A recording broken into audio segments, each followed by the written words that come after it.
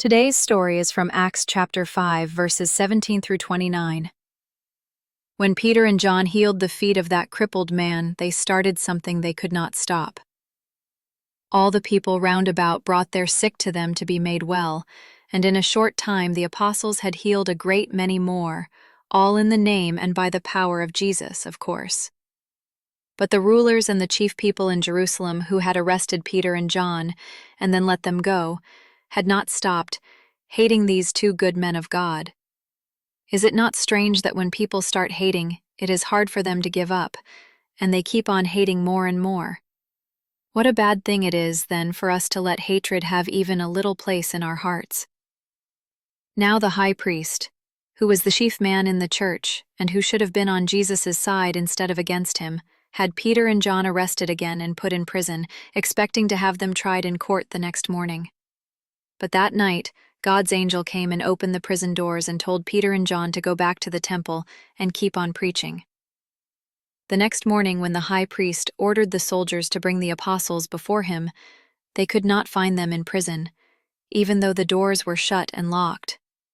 While everybody was wondering how they had gotten out of prison with the doors locked, someone who had gone to the temple early came running and told the high priest that the apostles were back in the temple teaching the people again.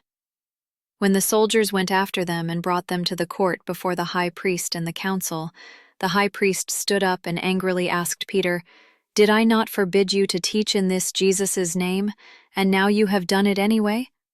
But Peter and the other apostles stood respectfully and told the high priest that whenever God commanded them to do something, they would have to obey God, even though men commanded them not to do it. For we must obey God rather than men. Jesus had commanded his apostles to go into all the world and teach all people the good news of a Savior who would heal their sicknesses and their sins. God gives us parents, teachers, masters, and rulers, and he has taught us in his holy word that we must obey them, for they stand in God's place here on earth, to reward us for obedience and to punish us for disobedience. When we obey, there is usually good order, peace, and happiness. But we have one Father and Teacher and Master and Ruler who is above all others, that is our dear Lord. And he has taught us that when any of these others command us to do what is sinful, or forbid us to do what he wants us to do, then we must disobey them and obey him, even though it may mean suffering for us. We should be thankful then when we have good parents and rulers who are with God instead of against him. Then we can obey both God and them.